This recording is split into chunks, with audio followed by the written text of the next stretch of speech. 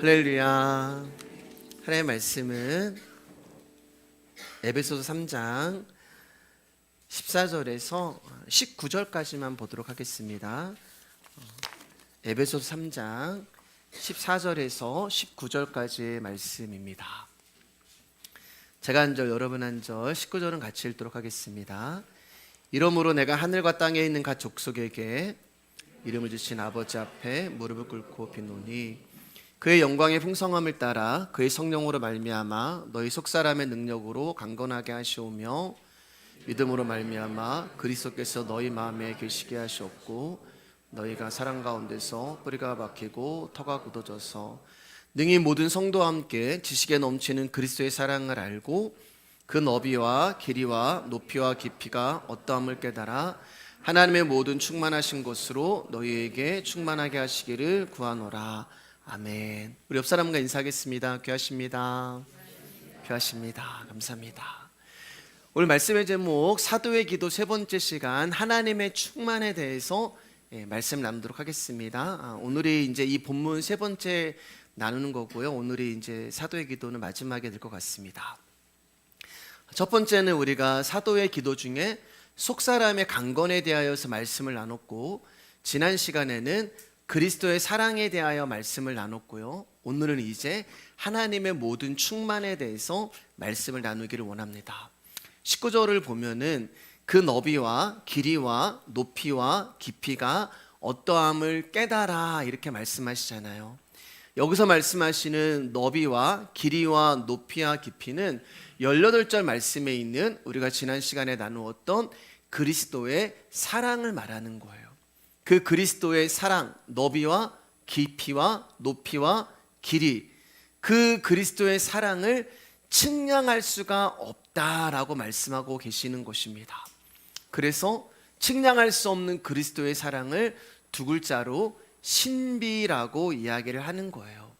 우리 로마서 5장 3절 말씀입니다. 시작.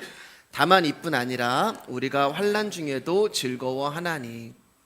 여러분, 이 말씀은 환난 중에 있는 나를 하나님이 건져주심으로 인하여 즐거워하라는 말씀이 아니에요. 말씀을 자세히 보시면 환난 중에 이렇게 말씀하고 계시잖아요.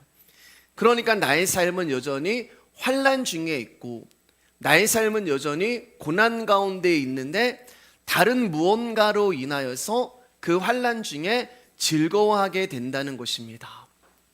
여러분, 세상이 신을 찾는 이유는 혹시 있을지도 모를 환난을 막아보거나 또는 이미 주어진 환난에서 건짐받기 위하여 신을 찾습니다.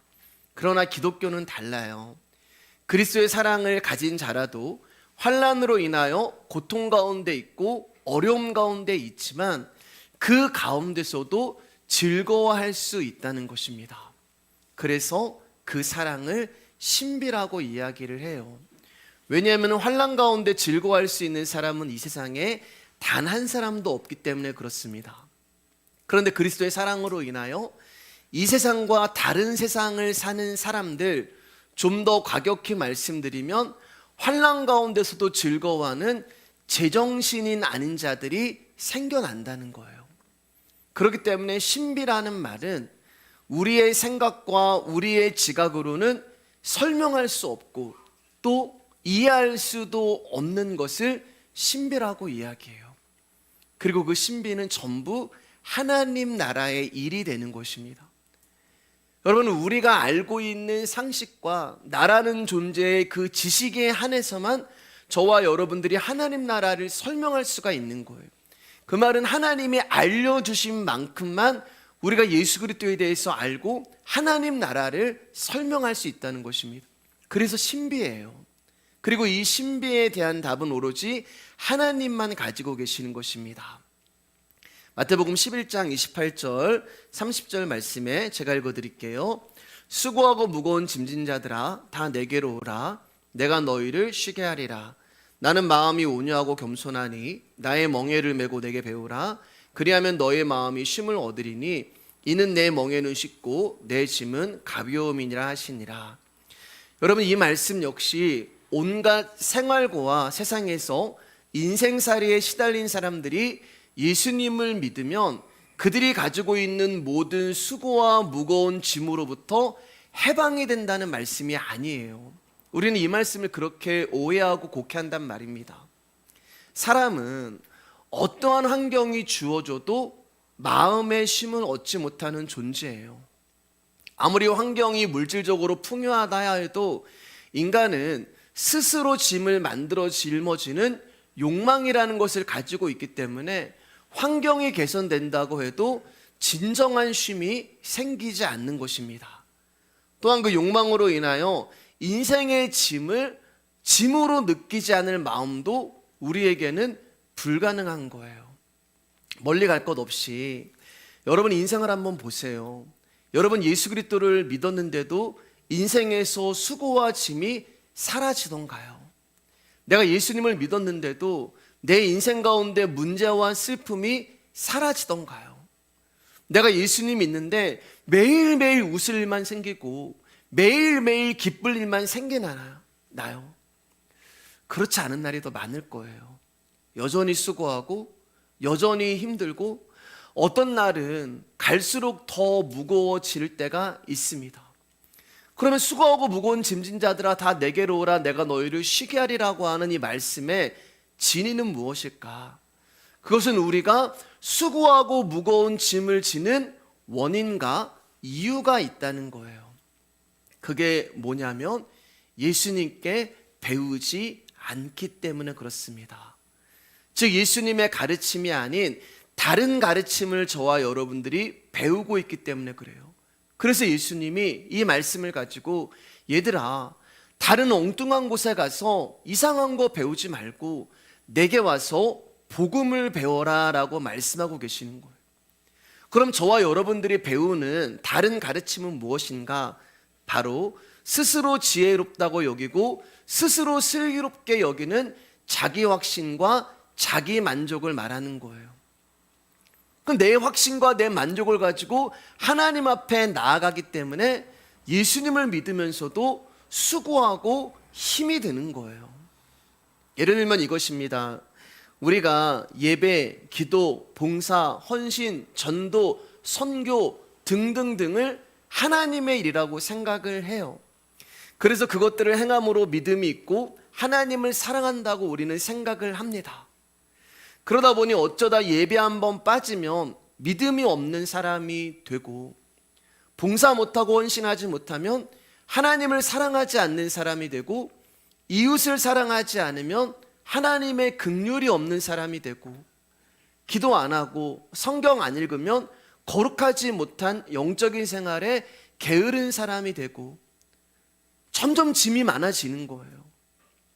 예수님을 믿는데 하나님의 일이라는 것을 통하여서 내가 자유하는 것이 아니라 점점 짐이 많아지는 것입니다. 하나님을 알아가면 갈수록 기쁨과 자유가 넘쳐야 하는데 이상하게 점점 힘이 들고 피곤하고 지치고 무거워지는 거예요. 자꾸 짐이 늘어나고 자꾸 일이 생겨버립니다.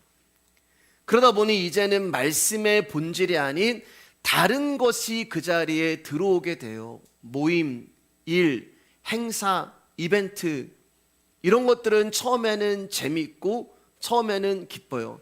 사실 저에게는 이런 것이 없어서 여러분들이 좀 그리워하실 수도 있겠다라는 생각을 제가 말씀 준비하면서 했습니다.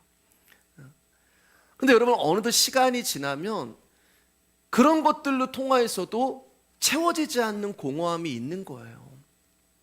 그러다 보니 그것들 또한 짐이 됩니다. 그러니까 신앙생활이 짐이 돼요. 안 그래도 우리의 삶이라는 게 먹고 사는 게 힘이 들잖아요. 먹고 사는 게 지치고 먹고 사는데 안식이 없고 쉼이 없는데 교회에 와서도 이 짐을 지게 되는 거예요. 그러다 보니 일주일 내내 출근을 합니다. 평일날은 직장과 사업처로 출근을 하고 주일은 교회로 출근을 하는 거예요. 쉼이 없습니다. 이 짐 좀 벗어버리려고 여기서 빠져나가려고 애를 쓰고 수고하는 거예요. 그런데 문제는 뭐냐? 이 짐을 좀 내려놓고 싶은데 안 내려놔진다는 것입니다. 오히려 점점 무거워지고 또 많아지고 힘들어지고 그래서 빠져나가려고 하면 또 수고하고 또 짐이 되고 수고하면 할수록 짐이 점점 무거워지고 반복이 되는 거예요. 그러면 어떻게 될까요, 여러분? 우리 위에 짐이 쌓이다 보면은 결국은 견디다 못해 쓰러지는 거예요. 그것을 환난이라고 합니다. 로마서에 뭐라고 말씀하셨어요? 환난 중에도 즐거워한다. 그 짐으로 인하여서 내가 환난 가운데 쓰러졌는데, 말씀은 우리 가운데 그 환난 중에서도 즐거워할 수 있는 길이 있다라고 말씀하는 거예요. 그 길이 뭐냐? 바로 그리스도의 사랑인 것입니다. 그리스도의 사랑이 나 있는 곳으로 찾아오시는 거예요. 무거운 짐을 나 홀로 지고 견디다 못해 쓰러질 때 불쌍히 여겨주시는 그 예수 그리스도가 내가 쓰러진 그곳으로 오시는 거예요. 내가 환난 가운데 오시는 거예요. 나의 환난 중으로 그분이 찾아오시는 것입니다. 그러면서 우리 가운데 뭐라고 말씀하시냐면은 나에게 오라 말씀하세요. 수고하고 무거운 짐진 자들아 다 내게로 오라. 근데 우리는 쓰러졌어요. 못 가요, 여러분. 우리는 가고 싶어도 이제 힘이 없고, 우리는 주님 앞에 나가고 싶어도 지쳤고, 한 걸음도 움직일 수 없는 그런 자들이 바로 우리란 말입니다. 그런데 예수님 우리 가운데 오라고 말씀하세요. 우리는 갈 수 없는데, 그럼 어떻게 우리가 주님 앞에 갈 수가 있을까요? 결론적으로 말씀드리면 우리는 가지 못합니다. 그래서 예수님이 우리 가운데 찾아오시는 거예요. 당신이 우리 가운데 걸어오시고 당신이 우리 가운데 찾아오시면서 말씀은 내게로 오라 하시는 거예요. 당신이 오시는데, 그러면서도 야 저기 내 아들이 오고 있어, 집을 나간 둘째 아들이 오는 것을 보면서 당신이 가시는 건데 저기 내 아들이 오고 있어 라고 인정해 주시는 거예요. 나에게 와서 쉼을 얻으라 말씀하시면서 예수님이 우리 가운데 찾아오시는 거예요. 내 인생의 답이 되시고 내 삶의 문제의 해결자이신 예수 그리스도가 우리 안으로 들어오시는 것입니다. 여러분 말씀을 보시면 수고하고 무거운 짐진 자들아 내게로 오라 하시면서 내가 너의 그 무거운 짐을 벗겨주겠다, 내가 너의 문제를 해결해 주겠다, 내가 네 어깨에 있는 그 모든 짐을 벗겨주겠다라고 말씀하시지 않으세요. 우리는 주님 앞에 나오면서 주님이 내 어깨에 메어 있는 인생의 짐, 신앙의 짐, 내 인생의 문제를 좀 가져가시고 해결해 주시겠다는 말씀을 듣기를 원하는데, 주님은 우리 가운데 그 짐을 해결해 주겠다는 말씀을 하지 않으십니다. 그럼 뭐라고 말씀하세요? 내가 너희를 쉬게 하리라. 이 말의 정확한 뜻은 너희의 마음에 쉼을 주겠다라는 뜻이에요. 너희의 마음에 쉼을 주겠다. 그러니까 우리의 인생의 짐, 삶의 문제에 대하여서 예수님은 말씀하시는 게 아니에요. 거기에 관심을 두시는 게 아니에요. 예수님이 우리 가운데 말씀하시고 관심을 두는 것은 우리의 심령을 말하는 것입니다. 우리의 마음을 말씀하는 거예요. 이 말은 저와 여러분의 어깨에 메어 있는 수고하고 무거운 짐은 어디서 생기냐? 우리의 심령에서 생긴다는 말이에요. 내 인생의 문제, 내 인생의 짐이 어디서 출발을 하냐? 내 마음에 해결되지 않는 죄의 문제로 인하여 생기는 거라는 것입니다. 내 마음의 죄로 인하여 우리가 무겁고 힘들고 수고하고 피곤한 삶을 산다는 거예요. 그래서 주님이 우리의 마음의 문제를 해결해 주고 우리의 심령 가운데 쉼을 주시겠다는 거예요. 어떻게 해요? 당신의 멍에를 주심으로 우리의 마음에 쉼을 주시겠다고 하시는 것입니다. 여러분, 멍에는 수레나 쟁기를 끌기 위하여 소의 목 뒤에 얹혀놓는 막대기를 말하는 것입니다. 다 보셨을 거예요. 그러니까 짐을 벗겨주시는 것이 아니라 멍에를 주시겠다, 오히려 짐을 주시는 거예요. 내 어깨에 안 그래도 멍에보다 무거운 큰 짐들이 있는데 이것을 가져가시는 것이 아니라 거기에 또 다른 멍에를 얹혀 놓으시는 거예요. 여러분, 멍에를 맨 소는 더 이상 자기가 가고 싶은 곳으로 갈 수가 없습니다. 멍에를 맨 소는 더 이상 자기가 하고 싶은 대로 살 수가 없어요. 왜냐하면 멍에를 메고 있는 그 소에 의하여서 이끌려 가기 때문에 그렇습니다. 여러분, 그런데 예수 그리스도가 뭐라고 말씀하시냐면은 나의 멍에는 쉽고 내 짐은 가볍다. 우리 인생의 짐의 무게는 무겁단 말이에요. 우리 삶의 짐은 어렵고 힘들고 지치고 피곤한데 예수님이 주시는 그 짐은 가볍다라고 말씀하고 계시는 거예요. 왜냐하면은 예수님 자체가 멍에가 되어주시기 때문에 그렇습니다. 그러면 그때부터 나의 멍에, 나의 죄의 멍에, 내 인생의 문제, 내 인생의 짐은 누구에게로 넘어가냐? 나를 대신하여 멍에가 되어주시는 예수님께 넘어가는 거예요. 나는 이 멍에의 짐이 너무 무거워서 쓰러졌는데 이제는 그 멍에의 문제를 해결할 수 있는 분에게 넘어가는 거예요. 여러분, 제가 자주 하는 말씀 있잖아요. 우리가 인생 사는데 이건 도저히 내 힘으로 해결될 수 없는 일이야. 그럼 여러분, 그건 주님의 일인 거예요. 이거는 내 힘으로 어떻게 감당할 수 있는 일이 아니야. 그럼 그건 주님의 일인 거예요. 내 죄의 문제는 내가 해결할 수 있는 것이 아니기 때문에 이때부터는 내 멍에의 짐이 이 죄의 문제를 해결할 수 있는 예수님께로 넘어가는 것입니다. 그래서 그때부터는 내 문제가 아니라 예수님의 문제고 나의 일이 아니라 예수님의 일이 되는 거예요. 그분이 다 가져가신 거예요. 그렇기 때문에 저와 여러분에게는 자유함이 있는 것입니다. 신앙에서도 자유함이 있는 것이고 인생에서도 자유함이 있는 거예요. 더 이상 죄의 짐도 인생의 문제도 내 것이 아니라는 거예요. 그래서 우리가 환난 중에도 즐거워할 수 있는 거예요. 저와 여러분들이 환난 중에 살 수 있는 일이 뭐가 있겠어요, 여러분? 저와 여러분들이 환난 중에 할 수 있는 일은 예수 그리스도의 이름을 부르는 것밖에 없습니다.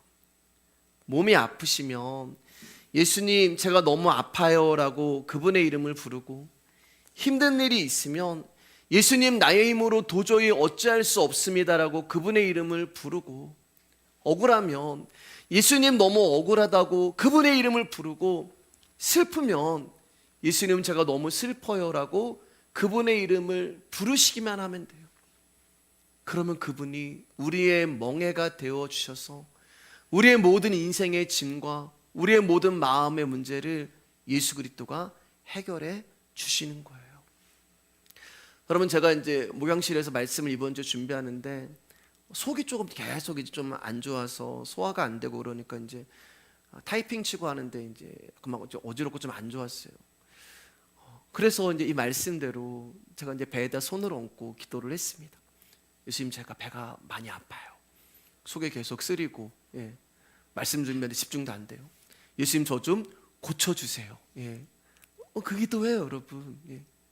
근데 여러분, 그렇게 기도를 시작했는데 제가 눈물이 막 나는 거예요. 눈물이 나는 거예요, 그냥. 그러면서 예수님 앞에 예수님, 저 좀 고쳐주세요 라고 시작했던 기도가, 예수님, 제가 죄인입니다. 하나님, 제가 정말 잘못했습니다. 하나님, 저 좀 긍휼히 여겨주세요. 그리고 거기서 조금 지나니까 제 기도가 하나님 앞에 감사가 되고, 그리고 제가 하나님 찬양하고, 그렇게 1시간 정도를 하나님 앞에 펑펑 울면서 기도를 했습니다. 사랑하는 여러분, 우리 신앙은 그리스도와 나의 문제예요. 때문에 그리스도를 알아갈수록 그리스도가 인생의 답이 된다는 것을 경험하시기를 주님의 이름으로 축복합니다. 환난이 있을 때 그리스도가 답이 되어야 하고요. 여러분, 몸이 아프실 때 그리스도가 답이 되어야 하시고요. 문제가 있을 때 그리스도가 답이 되어야 하고요. 여러분의 자녀의 문제가 있을 때도 그리스도가 답이 되어야 하고, 여러분들이 풍요로운 삶을 살 때도, 여러분이 기쁜 일이 있을 때도 그리스도가 답이 되어야 하는 거예요. 이것이 신앙이라는 신비의 세계를 경험하게 되는 것입니다. 신비해요. 세상과 나는 간 곳 없고 구속한 주만 보이도다. 오직 그리스도만으로 충만하게 될 때 측량할 수 없는 그분의 깊이와 높이와 길이와 너비의 사랑을 깨닫게 되고 알게 되며 믿어지게 되는 거예요. 19절 말씀 다시 한번 읽어보겠습니다. 시작. 그 너비와 길이와 높이와 깊이가 어떠함을 깨달아 하나님의 모든 충만하신 것으로 너희에게 충만하게 하시기를 구하노라. 사도는 우리를 위하여서 기도하시는데 하나님의 모든 충만하신 것으로 우리가 충만하게 되기를 원한다라고 기도하고 있어요. 충만이라는 뜻은 부족함이 없는 상태를 말합니다. 꽉 차 있는 상태를 말하는 거예요. 사람들은 물질로 채워지고 풍요로 채워지고 평안으로 채워지고 기적으로 채워지기를 원합니다. 하지만 우리가 바라는 것들로 우리의 인생이 채워진다고 해도 조금 전에 말씀드렸듯이 우리는 욕망을 가진 존재이기 때문에 또다시 줄이고 또다시 부족하고 또다시 허전함을 느끼고 목말라하며 살아가는 자들이에요. 한마디로 저와 여러분들은 만족이 없는 자들이라는 거예요. 인생을 살아가면서 만족이 없어요.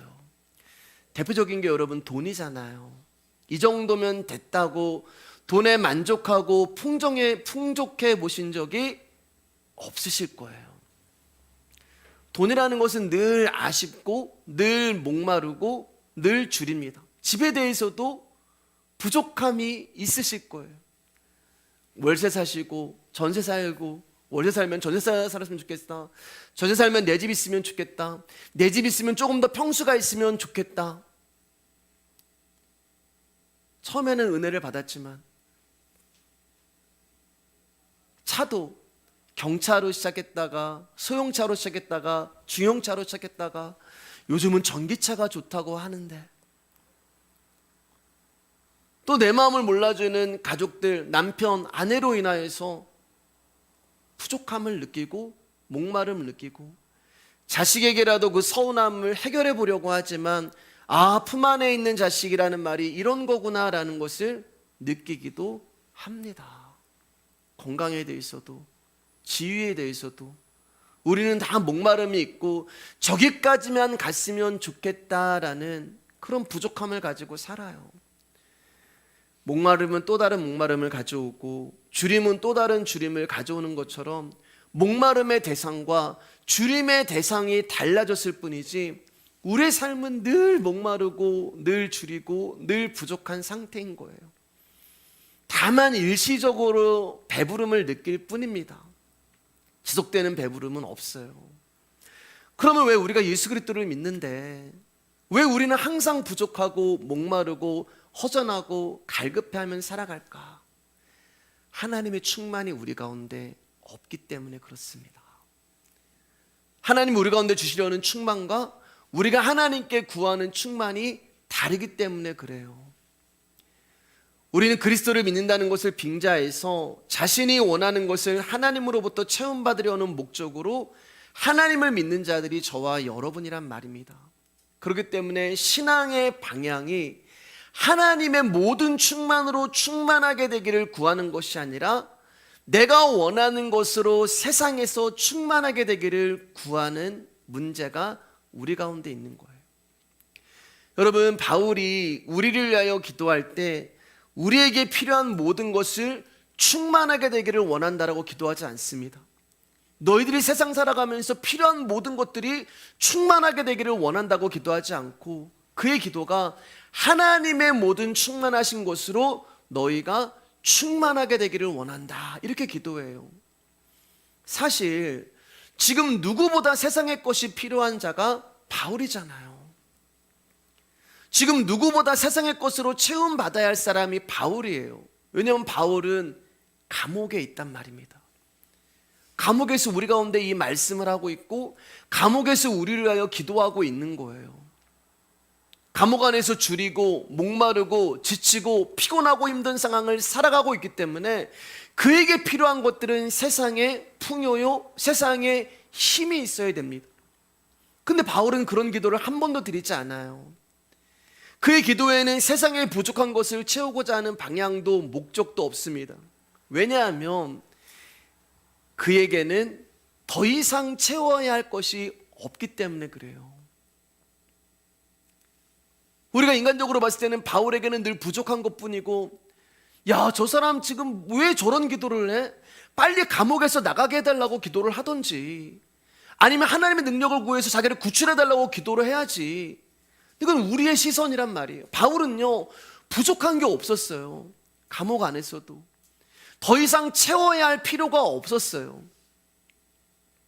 왜냐하면 그에게 그리스도의 사랑이 충만했기 때문에 그렇습니다.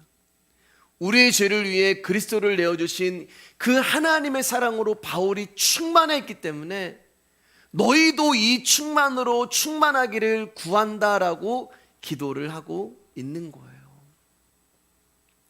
여러분, 바울을 보면은 근심도 없고 걱정도 없고 염려도 없는 것처럼 보입니다.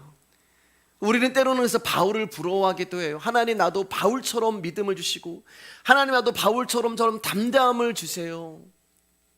야, 어떻게 바울은 감옥 안에서 저렇게 평안할 수 있나?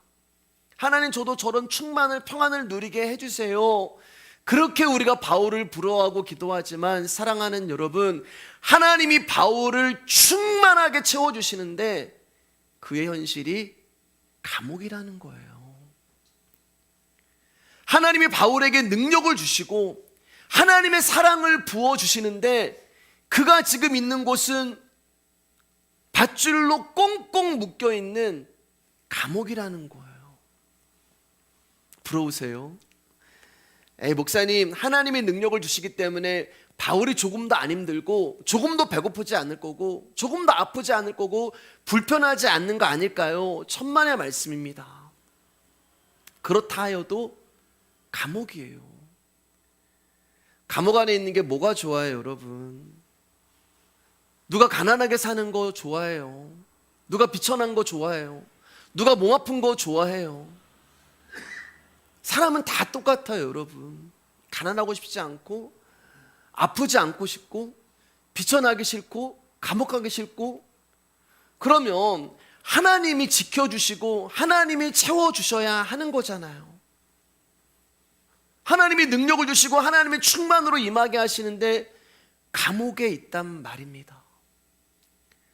그런데 놀라운 것은 우리의 삶과 비교할 수 없는 최악의 상태에 던져졌음에도 불구하고 바울은 그 환난 중에 즐거워하고 있는 거예요. 자신의 부족함이 없다고 고백을 하고 있는 것입니다. 그리고 너희도 이 부족함 없는 충만을 받기를 원한다라고 기도를 하고 있는 거예요. 많은 사람들이 예수 그리스도를 믿으면 현재의 자신보다 더 나은 내가 되어야 된다고 생각을 합니다. 오늘보다 내일이 더 좋아야 되고 내일보다 그 다음 날이 더 좋아야 된다고 생각을 해요. 변화해야 된다고 생각하고 바뀌어야 된다고 생각을 합니다. 인격적으로도 훌륭해져야 되고 성품적으로도 완벽해져야 하고 삶으로도 행동으로도 나아져야 한다고 이야기를 합니다. 그리고 그것을 믿음의 열매 또 증거로 생각을 하는 거예요.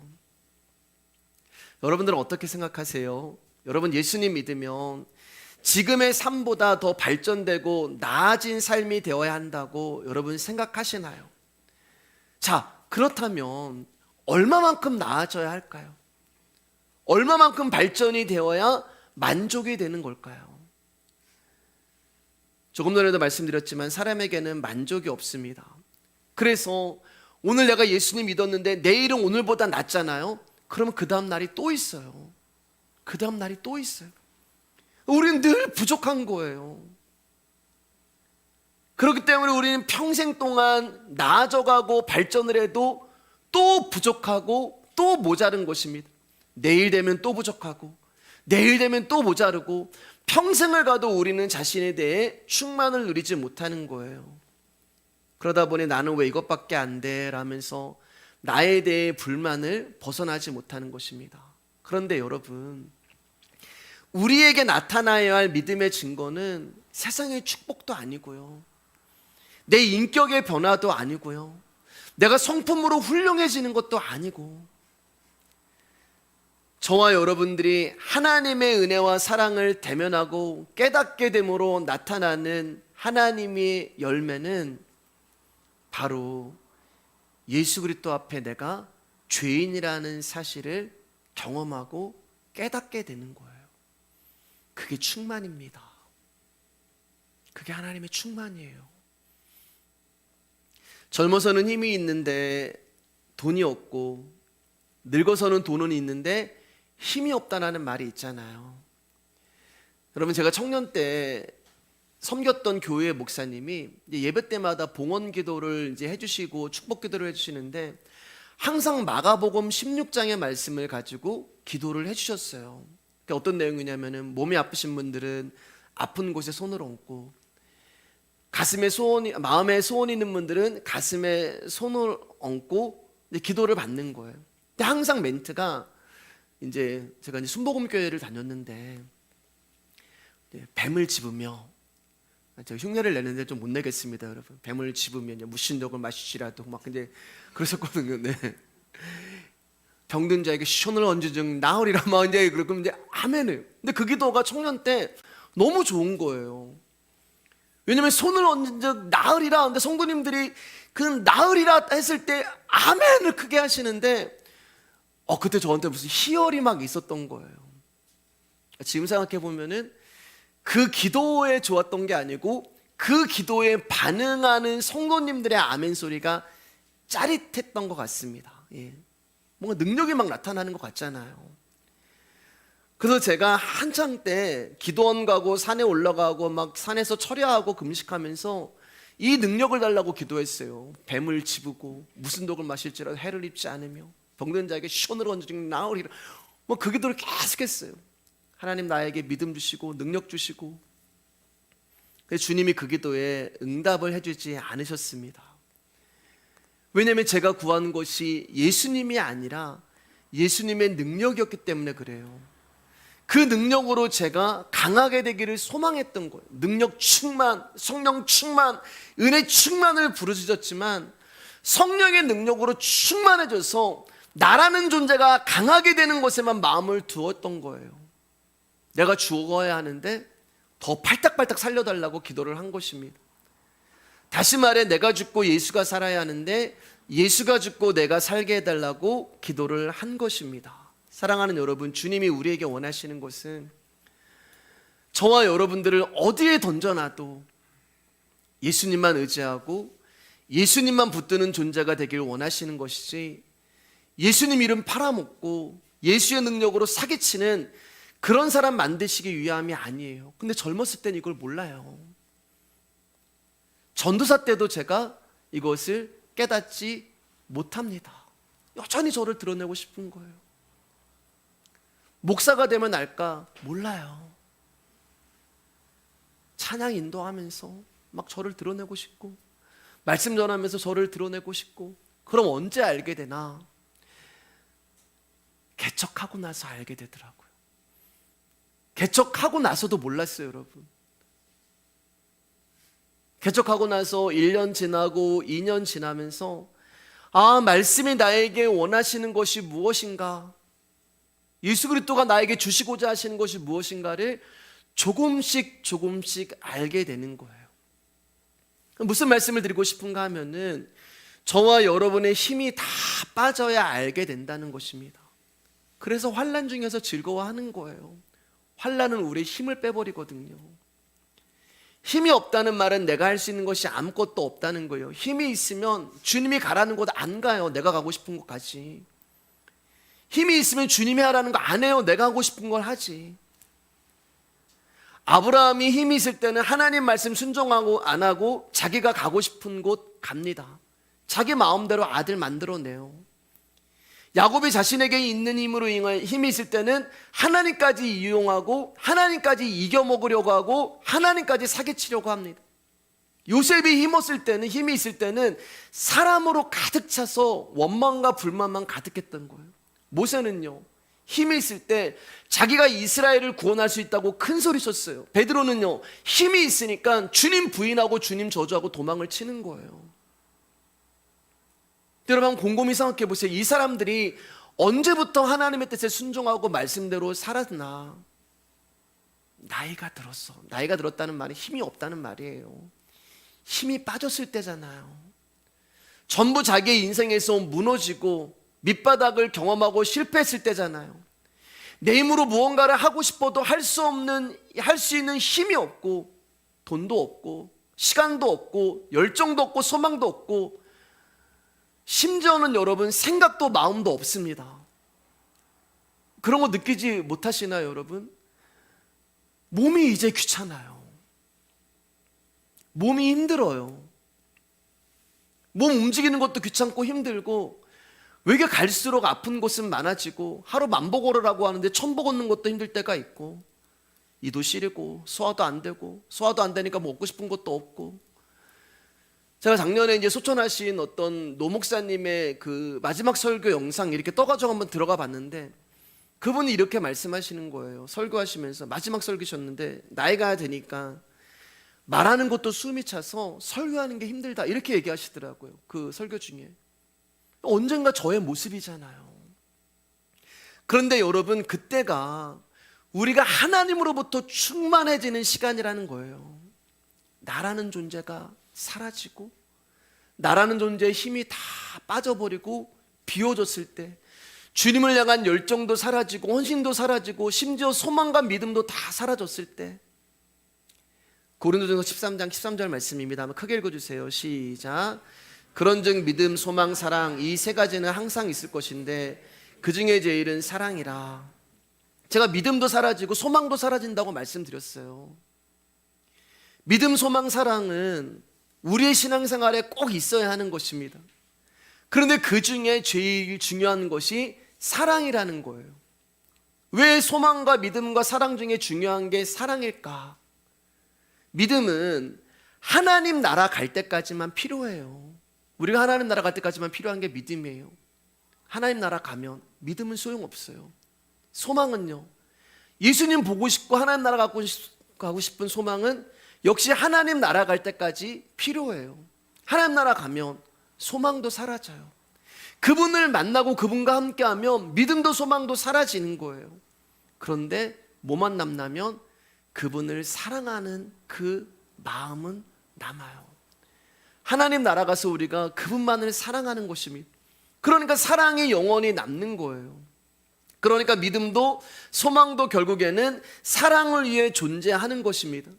그래서 지금 바울이 너희가 그리스도의 사랑으로, 그 측량할 수 없는 그 사랑으로 충만하게 되기를 원한다라고 우리를 위하여 기도하고 있는 것입니다. 죽음을 이제 불과 2, 3년 눈앞에 둔 이 노구의 종이 감옥 안에서 우리를 위해서 기도하시는데, 너희가 그리스도의 사랑으로 더 이상 채울 것이 없는 그 사랑으로 충만해졌으면 좋겠다라고 기도를 하는 것입니다. 내가 감옥에 있든 감옥 밖에 있든 그게 중요한 게 아니에요. 저와 여러분들이 원하는 곳에 있든 원하지 않는 곳에 있든 그게 중요한 것이 아니에요. 그분의 손이 나를 끌고 가시는 것이 중요합니다.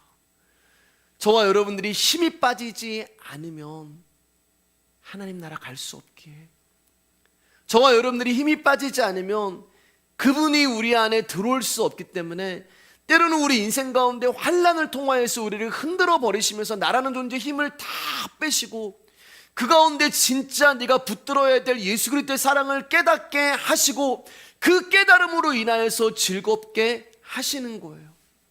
그분밖에 없구나. 내가 붙들어야 할 존재가 예수님밖에 없구나. 나의 환도뼈가 부러지니까 그제서야 내 앞에 있는 하나님이 보이는 거예요. 다 늙은 지팡이고, 다 늙은 할아버지고, 허리가 구부러진 야곱이지만 지팡이에 의지하는 거지 같은 모습일지라도 내가 하나님 붙들고 있다면 그게 충만이 되는 것입니다. 이제 말씀을 마치겠습니다. 사랑하는 여러분, 저와 여러분들이 점점 발전하고 나아져야 할 것이 있다면 신앙의 신비한 세계에 눈이 열리는 거예요. 저와 여러분들이 날이 갈수록 말씀을 들으면서 나아져 가는 것이 있다면 예수 그리스도의 십자가의 복음 앞에 눈이 열리는 거예요. 그분의 사랑을 알고 그 사랑이 우리를 충만하게 하는 그 충만의 세계에 눈이 열려야 하는 것입니다.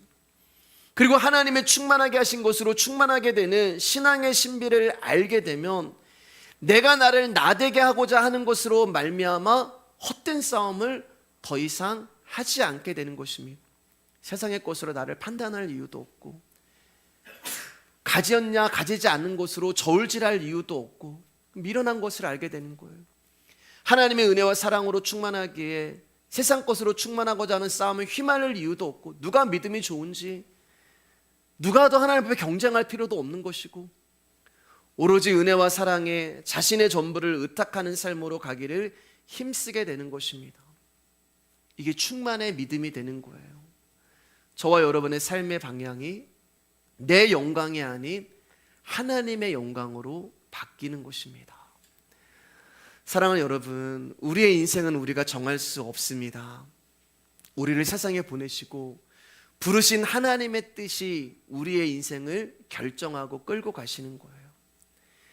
하나님을 알지 못하고 세상의 땅의 것으로 자신을 충만하려고 힘쓸 때는 하나님을 알지 못하는 세상은 땅의 것으로 나를 충만하게 하려고 해요. 그러나 하나님이 택한 성도는 하나님이 충만하게 하신 것으로 충만한 인생을 살아가게 되는 것입니다.